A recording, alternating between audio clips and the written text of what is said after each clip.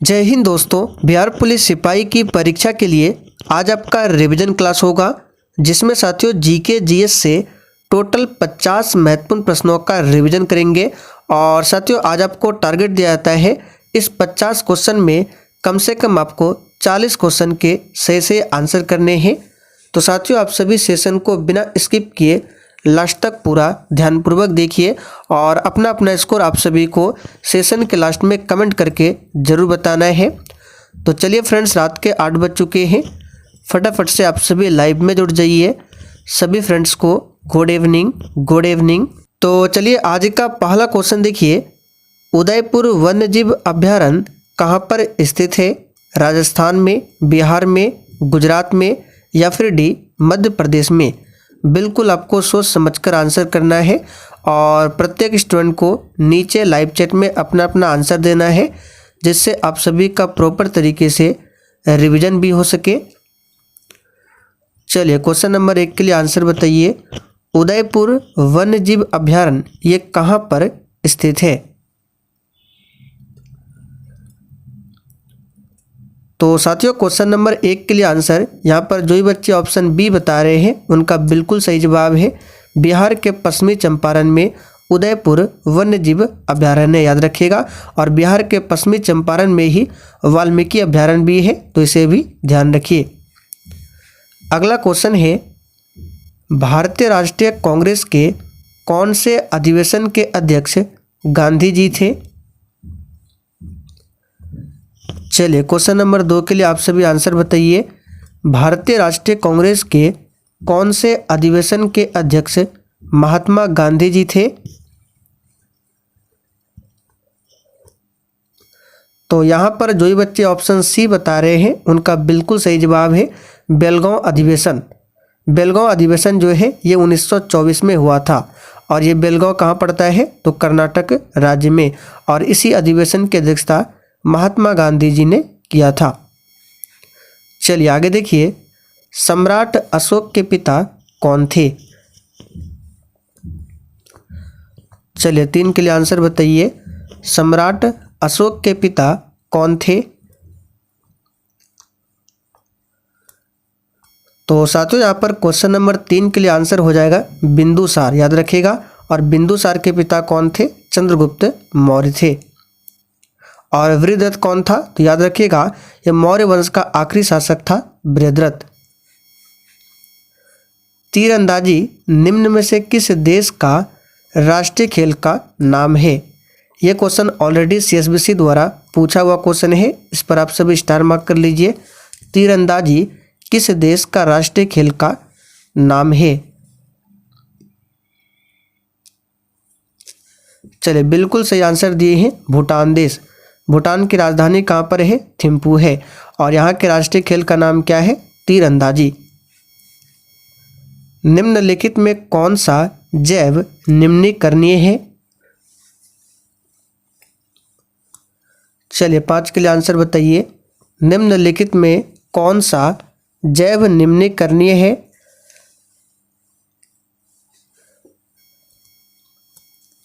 तो साथियों question number 5 के लिए आंसर हो जाएगा रबड़, याद रखिएगा। रबड़ क्या है? जैव निम्नीकरणीय है। यहाँ पर पहला ऑप्शन आपका सही जवाब है। और बाकी सभी प्लास्टिक, पॉलीथीन ये क्या है? तो ये अनिम्नीकरणीय है, जैव अनिम्नीकरणीय। और रबड़ क्या है? निम्नीकरणीय है। जनसंख्या नियंत्रण निम्न में से किस सूची का विषय है? चलिए क्वेश्चन नंबर 6 के लिए आंसर बताइए। और आप सभी को पता ही होगा भारत जो है ये विश्व में जनसंख्या के हिसाब से अभी पहले स्थान पर आ गया है। चलिए तो यहाँ पर 6 के लिए आंसर क्या होगा? जनसंख्या नियंत्रण किस सूची के अंतर्गत आता है? तो ये समवर्ती सूची के अंतर्गत आता है। यहाँ पर सी ऑप्शन आपका सही जवाब है, समवर्ती सूची। समवर्ती सूची में केंद्र सरकार और राज्य सरकार दोनों कानून बना सकती है। संघ सूची में केवल केंद्र सरकार कानून बना सकती है, राज्य सूची में राज्य सरकार, जबकि समवर्ती सूची में दोनों कानून बना सकती है। दिल्ली पर आक्रमण करने वाला प्रथम पेशवा कौन था? चलिए क्वेश्चन नंबर 7 के लिए आंसर बताइए। दिल्ली पर आक्रमण करने वाला प्रथम पेशवा कौन था?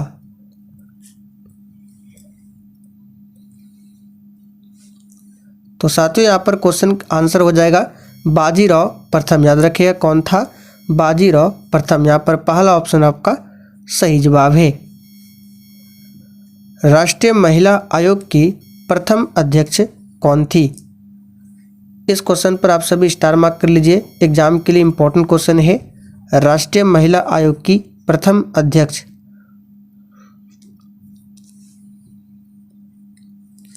तो यहाँ पर इस क्वेश्चन का आंसर क्या हो जाएगा? तो श्रीमती जयंती पटनायक राष्ट्रीय महिला आयोग की प्रथम क्या थी? अध्यक्ष थी। और वर्तमान में कौन है राष्ट्रीय महिला आयोग के अध्यक्ष? रेखा शर्मा। इसे भी याद रखिएगा, वर्तमान में कौन है? रेखा शर्मा। जनता दल यूनाइटेड पार्टी का गठन कब हुआ था?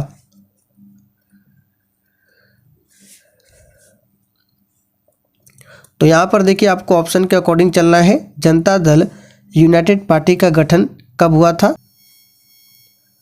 बिहार में कांग्रेस का प्रथम अधिवेशन कहाँ पर हुआ था?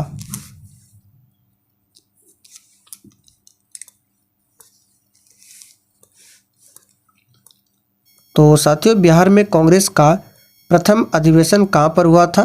तो आप सभी जानते हैं बांकीपुर पटना में हुआ था। कब हुआ था? तो 1912 में हुआ था। और इस अधिवेशन की अध्यक्षता किसने किया था? तो R.N. माडुलकर ने किया था। बिहार में कांग्रेस का दूसरा अधिवेशन 1922 में हुआ था। कहाँ पर? गया में हुआ था। इसे भी ध्यान रखिएगा। और इसकी अध्यक्षता किया था C.R. दास ने, यानी चित्तरंजन दास ने। दो पूर्ण संख्याओं का गुणनफल 37 है, उन संख्याओं का अंतर का वर्गमूल क्या है? यहाँ पर हमने एक क्वेश्चन मैथ का रखा है, तो इसको कैसे सॉल्व करेंगे? देखिए क्या बोला जा रहा है, दो पूर्ण संख्याओं का गुणनफल क्या है? 37 है। अब देखिए 37 क्या है? तो 37 एक अभाज्य संख्या है, और किसी भी अभाज्य संख्या का गुणनखंड हमेशा क्या होता है? 2 से अधिक नहीं हो सकता है। जैसे कि हम यहाँ पे लिखते हैं एग्जाम्पल के तौर पर 5 क्या है? अभाज्य है। तो इसका गुणनखंड क्या होगा? 1 होगा, और दूसरा क्या होगा? 5 होगा। इसके अलावा दूसरा और भी कोई अंक नहीं होगा। जैसे 7 का क्या होगा? 1 और 7 होगा। उसी प्रकार यहाँ पे देखिए 37 है, तो 37 का गुणनफल क्या क्या हो सकता है? तो 37 को लिख सकते हैं हम 37 और 1, इस दोनों के अलावा और दूसरा कोई अंक नहीं हो सकता है। अब बोला गया है इन संख्याओं का अंतर का वर्गमूल क्या है? तो देखिए 37 में 1 घटा दीजिए, कितना हो जाएगा? तो दो संख्या 37 है पहला, और दूसरा है 1, तो 37 में 1 चला गया 36। अब 36 का बोल रहा है वर्गमूल, तो 36 का वर्गमूल क्या होता है? 6, जो कि डी ऑप्शन में दिया गया है। निम्नलिखित में से किसने वर्नाक्यूलर प्रेस एक्ट का प्रवर्तन किया था?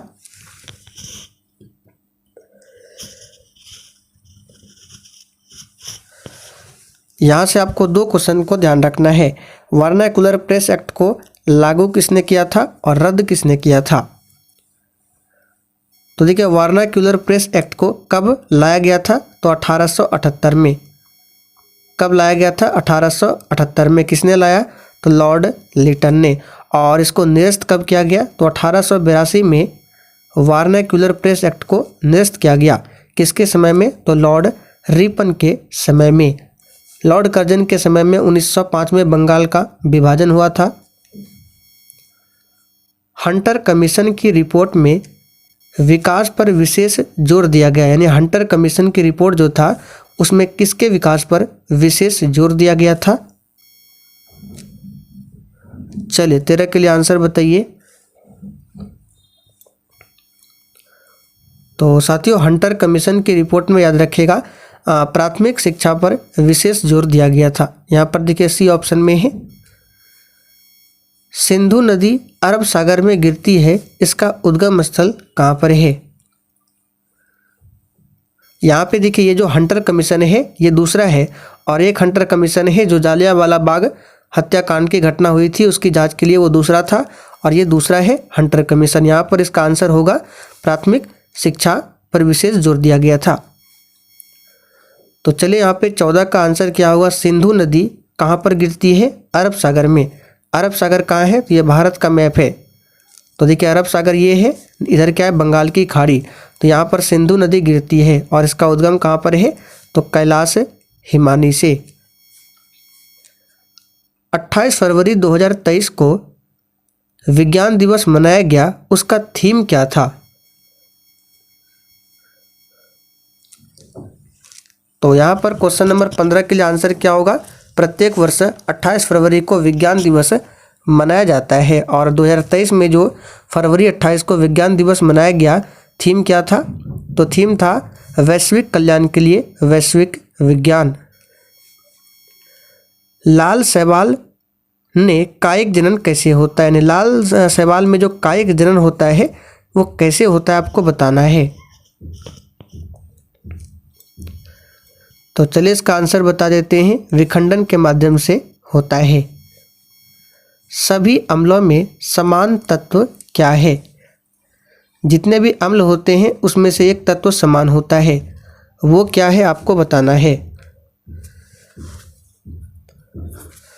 तो सिंपल सा क्वेश्चन है, सभी अम्लों में एक तत्व हाइड्रोजन है जो कि सभी में होता है। जैसे हाइड्रोक्लोरिक अम्ल लिखते हैं तो HCl लिखते हैं, सल्फ्यूरिक अम्ल लिखते हैं H2SO4। यानी हाइड्रोजन सभी अम्ल में होता है। नॉन स्टिक खाना पकाने के बर्तन पर किसका लेप होता है?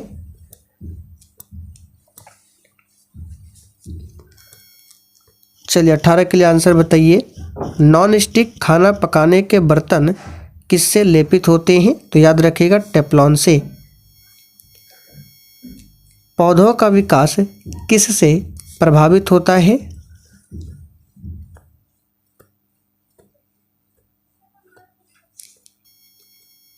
तो साथियों यहाँ पर इसका सही जवाब क्या है? प्रकाश के गुणवत्ता, मात्रा और अवधि से। निम्नलिखित में से कौन सबसे बुद्धिमान स्तनधारी है?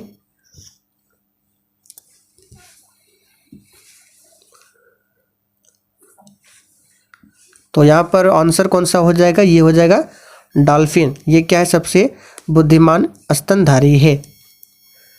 गोचर का विपरीतार्थक शब्द क्या है?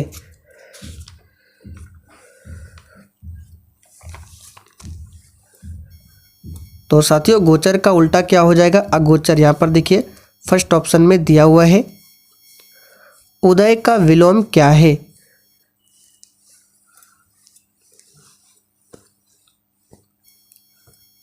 तो साथियों क्वेश्चन नंबर 22 के लिए आंसर क्या होगा? तो उदय का विलोम होता है अस्त, जो कि बी ऑप्शन में है। माता पिता में कौन सा समास है?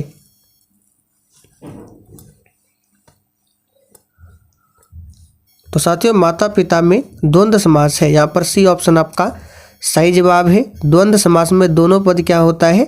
प्रधान होता है। जैसे भाई बहन हो गया, माता पिता हो गया, ये सभी क्या है? द्वंद्व समास का उदाहरण है। जयशंकर प्रसाद की कामायनी किस प्रकार की काव्य है? आपको याद रखना है कामायनी किसकी रचना है? जयशंकर प्रसाद की। और ये किस प्रकार की काव्य है? तो साथियों ये महाकाव्य है। यहाँ पर सी ऑप्शन आपका सही जवाब है, महाकाव्य।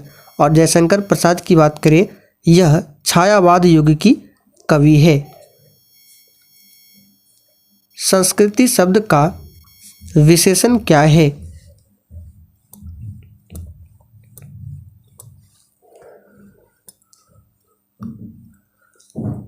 तो साथियों संस्कृति शब्द का विशेषण होता है सांस्कृतिक, जो कि सी ऑप्शन में दिया गया है।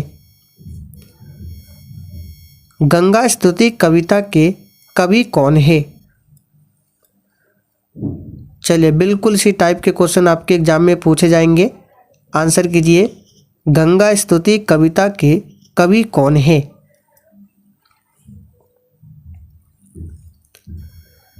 तो साथियों क्वेश्चन नंबर 26 के लिए यहाँ पर आंसर क्या हो जाएगा? विद्यापति। गंगा स्तुति कविता के कौन है? कवि है। और विद्यापति को मैथिल कोकिल भी कहा जाता है।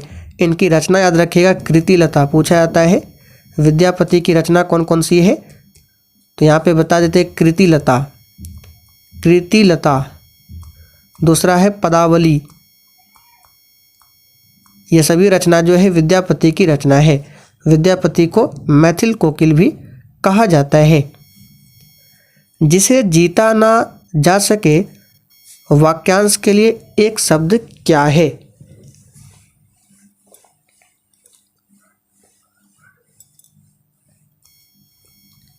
सिंपल सा क्वेश्चन है, अज्ञेय है, जो कि यहाँ पे देखिए सी ऑप्शन में दिया गया अजेय।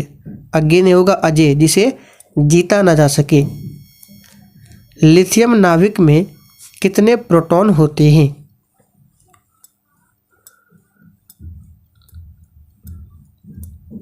तो प्रोटॉन की संख्या कैसे निकालते हैं? तो आप सभी जानते हैं परमाणु क्रमांक बराबर होता है प्रोटॉन की संख्या। तो लिथियम का परमाणु क्रमांक होता है 3, तो प्रोटॉन की संख्या भी क्या होगा? 3। ऑक्सीजन का परमाणु द्रव्यमान क्या है? इस क्वेश्चन का आंसर आप सभी को नीचे कमेंट करके बताना है। देखिए आंसर या तो 16 होगा या फिर 32 होगा, इसी दोनों में से कोई एक आंसर होगा। इसके बारे में हमने आपको बताया था, तो आप लोग कमेंट करके नीचे बताइए इसका आंसर क्या होगा। कीटों का मनुष्यों, पर्यावरण और अन्य जीवों के साथ संबंधों का अध्ययन निम्नलिखित में से क्या कहलाता है? यानी कीटों का, मनुष्यों का, पर्यावरण और अन्य जीवों के साथ संबंधों का जो अध्ययन है ये क्या कहलाता है? इस तरह का क्वेश्चन पूछा गया क्वेश्चन है। तो देखिए इसको कहा जाता है एंटोमोलॉजी, जो कि बी ऑप्शन में दिया गया है एंटोमोलॉजी। एंथोलॉजी में फूलों का अध्ययन होता है।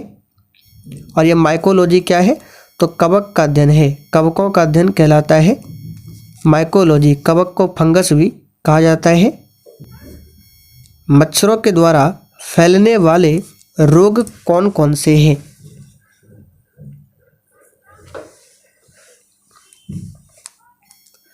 चलिए 32 के लिए आंसर बताइए।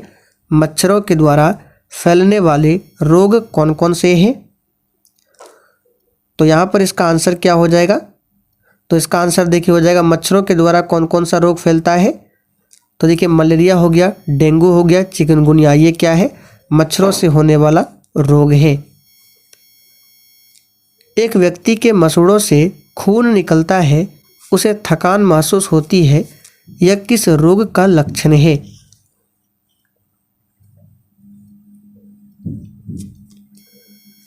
तो यहाँ पर 33 के लिए आंसर क्या हो जाएगा? तो ये जो है स्कर्वी रोग का लक्षण है। और स्कर्वी जो है विटामिन सी की कमी से होने वाला रोग है, विटामिन सी।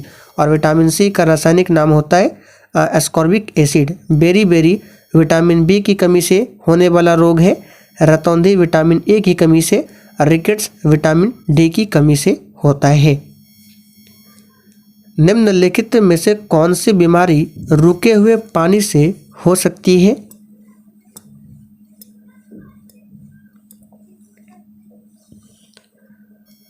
चलिए आंसर कीजिए कौन सी बीमारी है? तो ये है मलेरिया। वन के पारिस्थितिक तंत्र में कवक को किस समूह में रखा गया है? अभी हमने थोड़ी देर पहले बताया था कवक का अध्ययन क्या कहलाता है? माइकोलॉजी। कवक यानी फंगस। तो यहाँ पर 35 के लिए आंसर क्या हो जाएगा? अपघटक कहलाता है। सजीवों में श्वसन से संबंधित अंग कौन सा है?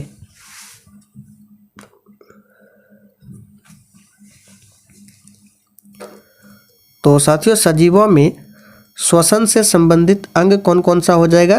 तो सजीव में पूछा गया गलफड़ा हो जाएगा, त्वचा हो जाएगा, फेफड़ा। यहाँ पर बी ऑप्शन आपका सही जवाब है। देखिए ऑप्शन ए में गलफड़ा तो होगा, त्वचा भी होगा, वृक्क नहीं होगा। यहाँ पे देखिए त्वचा होगा, फेफड़ा होगा, छोटी आंत नहीं होगा। यहाँ पे फेफड़ा दिख दिया गया है, यकृत तो होगा नहीं, ना तो वृक्क होगा। यानी सजीव में श्वसन हो सकता है, गलफड़ा से हो सकता है, त्वचा से हो सकता है, फेफड़ा से हो सकता है। वायुमंडल की ओजोन परत के क्षय होने का प्रमुख कारण कौन सा है?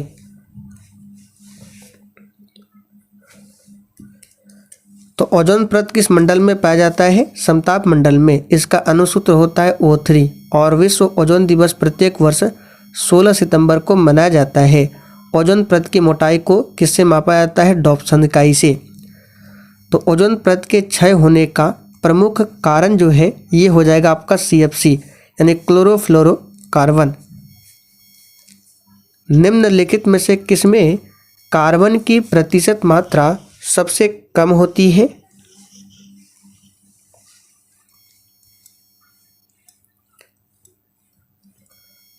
तो प्यारे साथियों, किसमें कार्बन की प्रतिशत मात्रा सबसे कम होती है? याद रखिएगा, पिटवा लोहा में। डेसिबल किसकी इकाई है?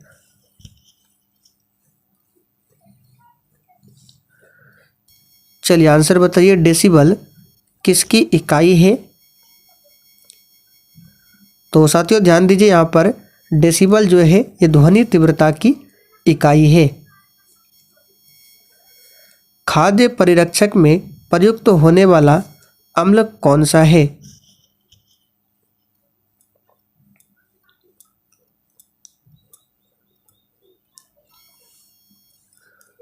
तो साथियों, खाद्य परिरक्षण में प्रयुक्त होने वाला अम्ल कौन सा है? बेंजोइक अम्ल है।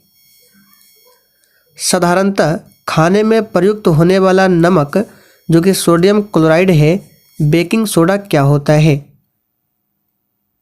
यानी कि साधारणतः खाने में जो प्रयुक्त होने वाला नमक है ये सोडियम क्लोराइड है, तो आपको बताना है बेकिंग सोडा क्या है।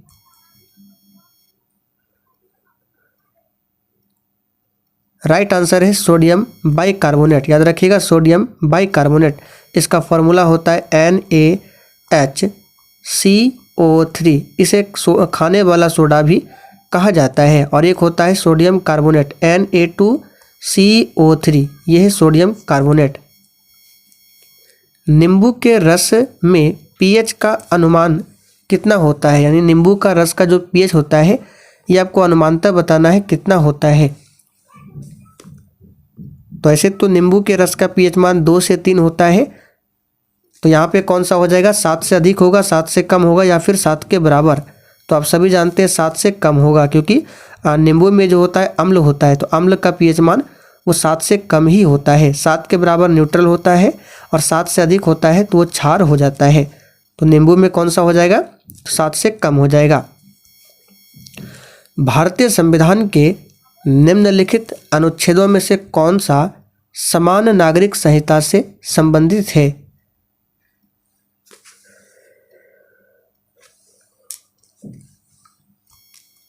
तो ये है अनुच्छेद 44। हड़प्पा सभ्यता के निम्नलिखित में से किसमें जल संरक्षण के साक्ष्य मिले हैं?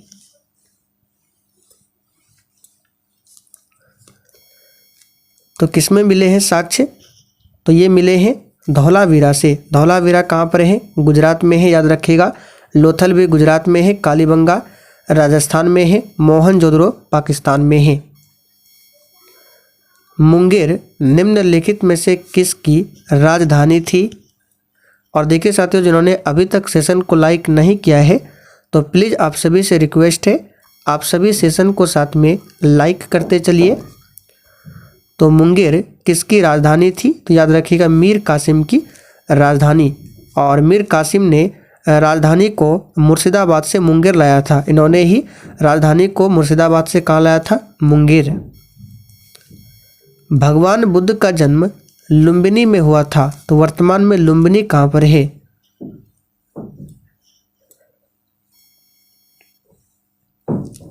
करेक्ट आंसर है नेपाल में। महात्मा गांधी कब भारतीय राष्ट्रीय कांग्रेस के अध्यक्ष बने थे? इस क्वेश्चन को हमने शुरुआत में ही बताया था। 1924 में। कौन सा अधिवेशन हुआ था? बेलगांव अधिवेशन, जो कि कर्नाटक में पड़ता है। निम्नलिखित में से किसे लोकनायक कहा गया है? एक है लोकनायक और एक है लोकमान्य। तो लोकमान्य बाल गंगाधर तिलक को कहा जाता है, ये तो होगा नहीं। तो लोकनायक कहा जाता है जयप्रकाश नारायण को। इन्होंने ही संपूर्ण क्रांति का नारा दिया था। वह मुगल सम्राट जिसका 2 बार राज्याभिषेक हुआ कौन था?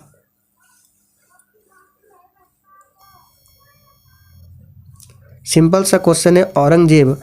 औरंगजेब को जिंदा पीर भी कहा जाता था। गौतम बुद्ध के संवादों की भाषा क्या थी? चलिए आखिरी क्वेश्चन है, आंसर कीजिए। तो देखिए साथियों, गौतम बुद्ध के संवादों की भाषा थी पाली।